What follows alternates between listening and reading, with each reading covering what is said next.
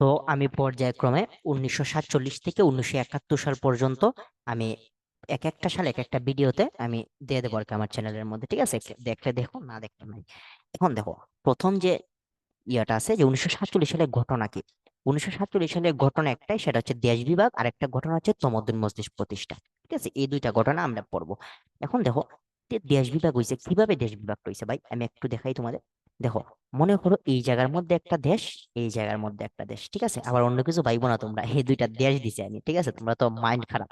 এখন দেখো ভাই, এই যে এই দেশটা হইছে, ধরো এটা পাকিস্তান, আর এটা ধরো ভারত বা ইন্ডিয়া। এই যে পাকিস্তানের মধ্যে আবার দুইটা পার্ট আসলো, একটা হচ্ছে পূর্ব পাকিস্তান, একটা হচ্ছে আমাদের পশ্চিম পাকিস্তান। ঠিক আছে, পূর্ব পাকিস্তান আর পশ্চিম পাকিস্তান, ইন্ডিয়ার মধ্যে তেমন কোনো ভাগ নেই। এখন দেখো, এই যে পূর্ব পাকিস্তান আর পশ্চিম পাকিস্তান হয়েছে, মানলাম সুন্দরভাবে ভাগ হয়েছে। এখন আসলে এরা কবে প্রতিষ্ঠিত হয়েছে? আমি প্রথমে বলছি আমি 1947 সাল নিয়ে কথা বলবো। দুইটার মধ্যে কমন যে 1947 সালে দেশ বিভাগ হয়েছে। কত তারিখ হয়েছে এটা মনে রাখার একটা সহজ টেকনিক আছে। আমাদের পাশের রাষ্ট্র কোনটা? ভারত। এটা ভারতের স্বাধীনতা দিবস, ভারতের স্বাধীনতা দিবস। আর আমাদের কি সুখ দিবস, আমাদের সুখ দিবস না 15ই আগস্ট? তো ভারতের স্বাধীনতা দিবস, আমাদের সুখ দিবস। ঠিক আছে, সুখ দিবস কেন সুখ দিবস ভাই? 1975 সালে 15ই আগস্ট বঙ্গবন্ধুর সপরিবারে হত্যা করা হয়েছে, যার কারণে এটা আমাদের শোক দিবস। আর 15ই আগস্ট ঠিক স্বাধীন রাষ্ট্র হিসেবে আমাদের ভারত প্রতিষ্ঠা হয়েছে কত সালে? 1947 সালে, ঠিক আছে?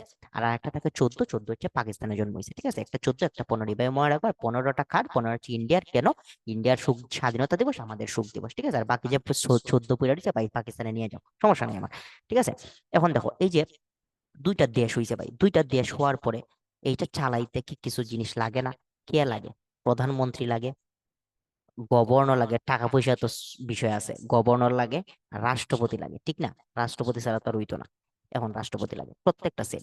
এখন দেখো, এই যে প্রধানমন্ত্রী, রাষ্ট্রপতি এবং গভর্নর, এই তিনজন দুইটা দেশেরই। এখন একজনে বানাইবো, একজনকে চাই চাই দেখবো? জীবনও না। দুইটা দেশই তৈরি করবো। এখন দেখি আমরা পাকিস্তানের প্রথম প্রধানমন্ত্রী কে আছিল। পাকিস্তানের প্রথম যে প্রধানমন্ত্রী আছিলেন তিনি হচ্ছে লিয়াকত আলী। কে আছিল ভাই? লিয়াকত আলী। ঠিক আছে, এই যে লিয়াকত আলীর আবার 1951 সালে হত্যা করা হয়েছে, ঠিক আছে? 1951 সালে হত্যা করা হয়েছে। পাকিস্তানের প্রথম গভর্নর হচ্ছে আমাদের যে মোহাম্মদ আলী জিন্নাহ। মোহাম্মদ আলী জিন্নাহ সব দেখাচ্ছে, একটু দেখো। রাষ্ট্রপতি হচ্ছে কি? ইস্কান্দার মির্জা। ইস্কান্দার মির্জা, ঠিক আছে?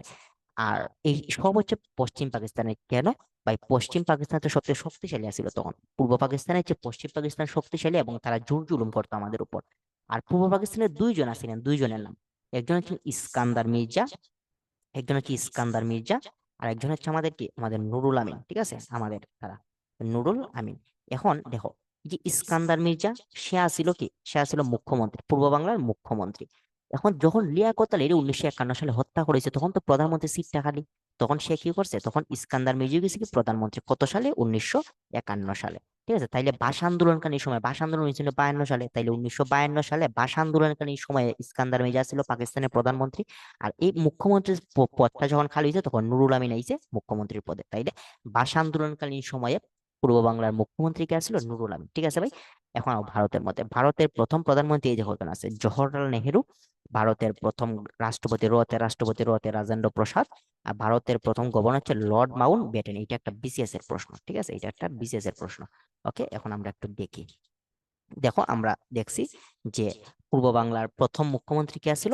খাজা নাজিমুদ্দিন, যে 1951 সালে পাকিস্তানের প্রধানমন্ত্রী হয়েছিল। এখন নুরুল আমিন কি? ভাষা আন্দোলনকালীন সময়ে পূর্ব বাংলার মুখ্যমন্ত্রী, ঠিক না? আর খাজা নাজিমুদ্দিন হচ্ছে পাকিস্তানের প্রধানমন্ত্রী।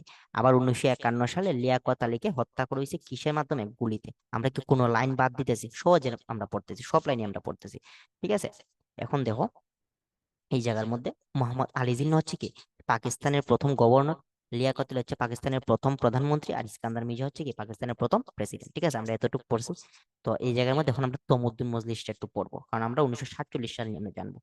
তো ভাষা আন্দোলনকালীন সময়ে প্রথম সংগঠন কোনটা? প্রথম সংগঠন সেটা হচ্ছে তমুদ্দুন মজলিস। এটা একটা এমসিকিউ, ঠিক আছে? এটা কবে প্রতিষ্ঠিত হয়েছে ভাই?